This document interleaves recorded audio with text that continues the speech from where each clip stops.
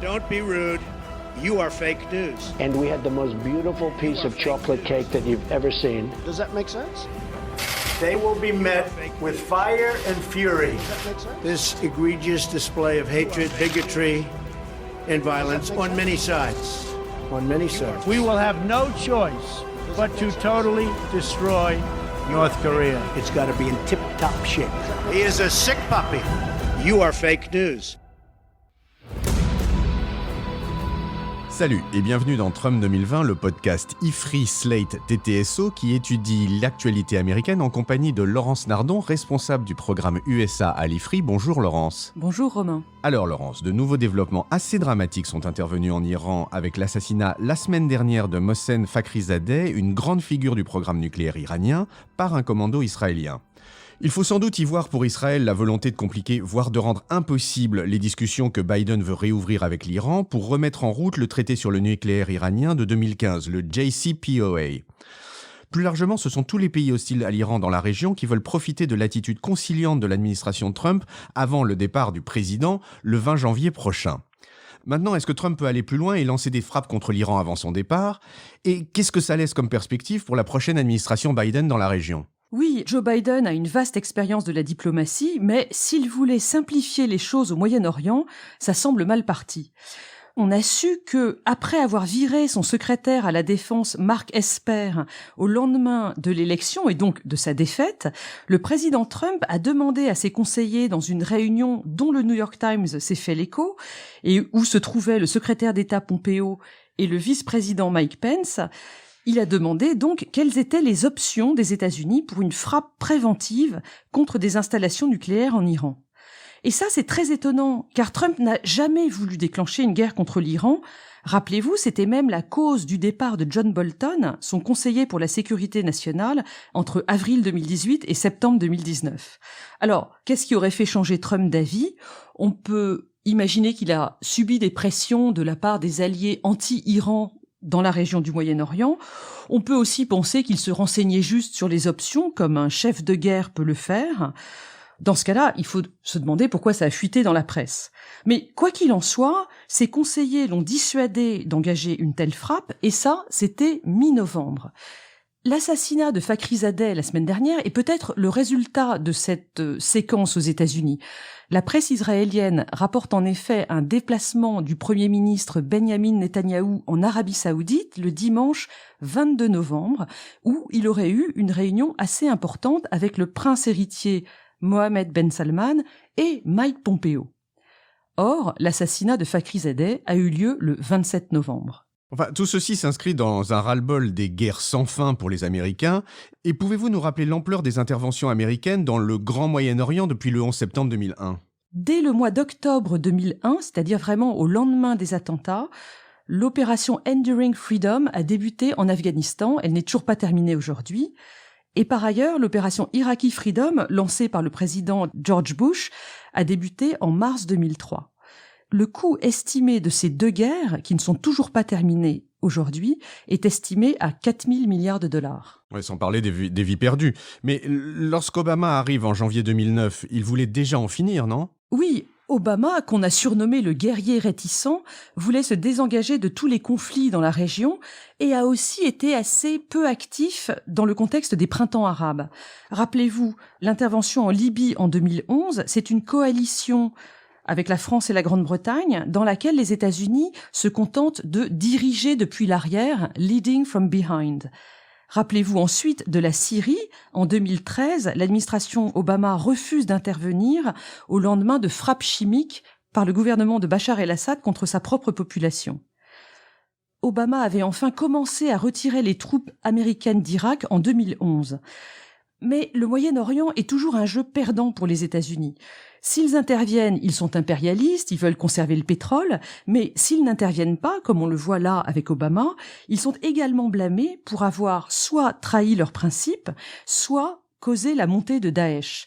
Parce que le retrait américain d'Irak entamé en 2011 a eu pour conséquence dans ce pays totalement ruiné l'émergence de l'État islamique en Irak et en Syrie. Et d'ailleurs, les troupes américaines en coalition sont revenues dans la région à partir de 2014. Mais vis-à-vis de l'Iran, quel était le projet d'Obama ? Obama avait de grands desseins en termes de politique étrangère. Il voulait principalement effectuer un pivot des forces américaines vers l'Asie pour mieux encadrer la Chine.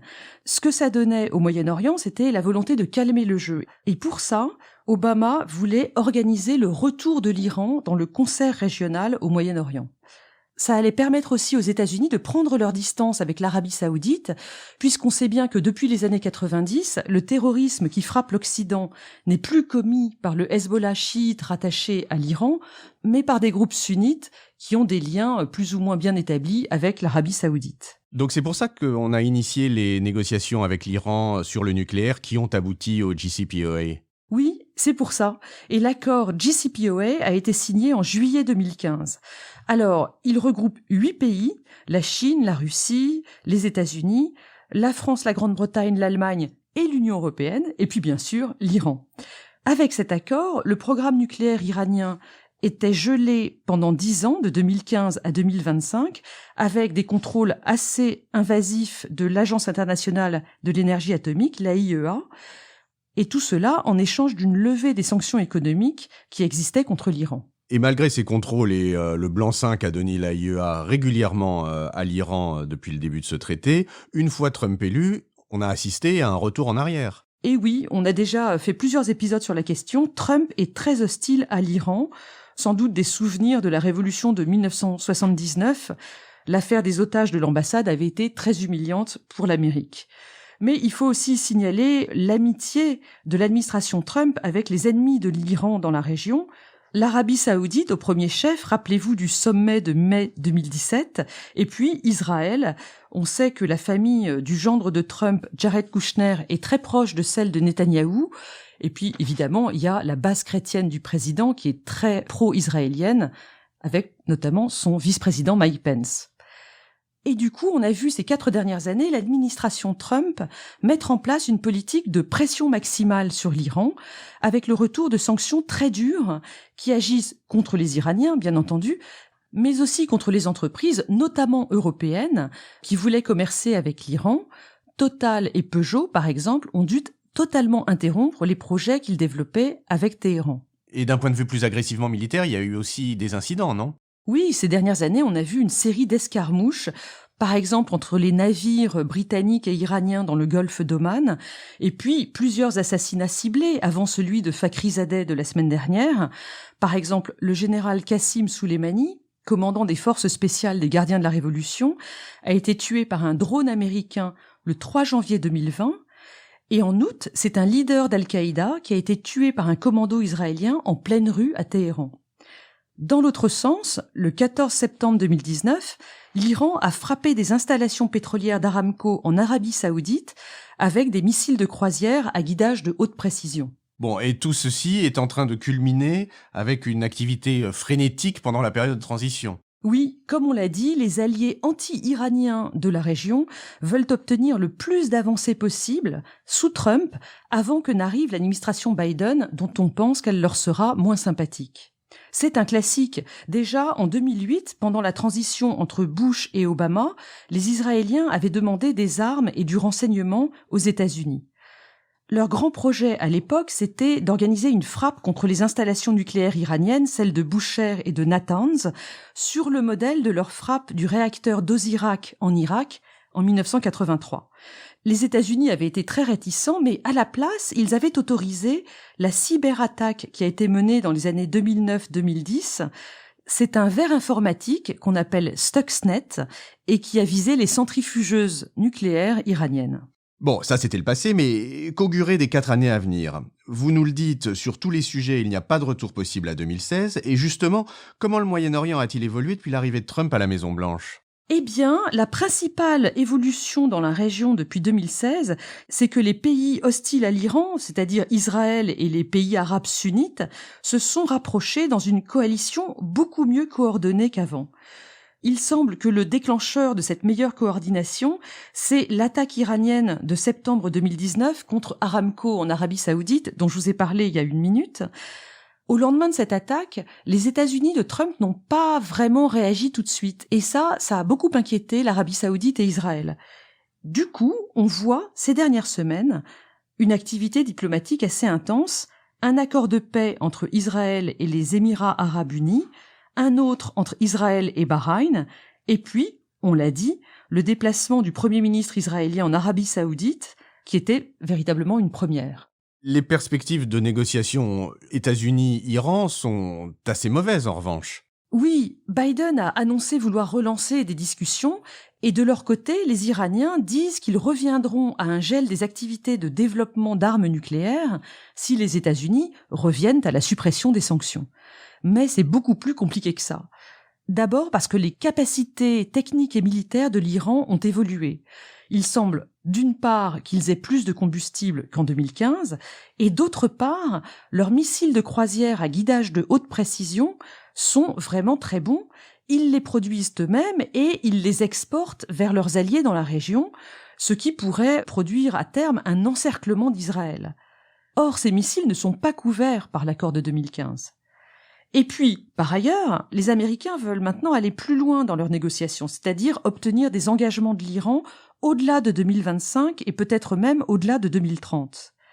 Les Iraniens, pour leur part, souhaitent un accord qui ne puisse pas être remis en cause par un prochain président américain, c'est-à-dire un accord ratifié par le Congrès. Si le JCPOA s'appelle le Joint Comprehensive Plan of Action, c'est justement qu'il n'est pas un traité et qu'il n'a pas eu à être ratifié par le Congrès américain. Et ça va être très compliqué aux États-Unis. Au passage, je signale que la gauche du Parti démocrate s'oppose aux sanctions pour des raisons de principe. Elle les juge immorales.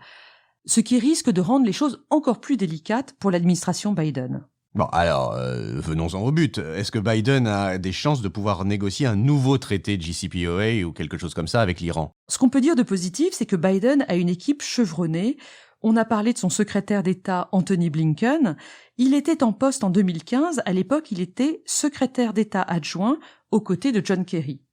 Et puis, il y a aussi Jake Sullivan, qui va être National Security Advisor de Biden. Lui, il a participé aux premières rencontres avec les Iraniens au début du processus de négociation en 2013. Et côté iranien, qu'est-ce qui se passe? L'état d'esprit, c'est plutôt la reprise des négociations ou la vengeance après l'assassinat de la semaine dernière? Côté iranien, il y a une tension entre les modérés, avec le président Rouhani, et les conservateurs qui suivent l'ayatollah Khamenei. Ces derniers ont vraiment le vent en poupe après toutes les années de sanctions que le peuple iranien vient de subir. L'assassinat de la semaine dernière les avantage encore plus, et il semble être favori pour les prochaines élections présidentielles prévues en juin 2021. Gageons que ces élections seront moins suivies que les élections américaines et pourtant elles seront aussi décisives. Merci Laurence et à la semaine prochaine. Merci Romain. Retrouvez Trump 2020 chaque semaine sur Slate, TTSO, Lifree et sur vos plateformes de podcast préférées.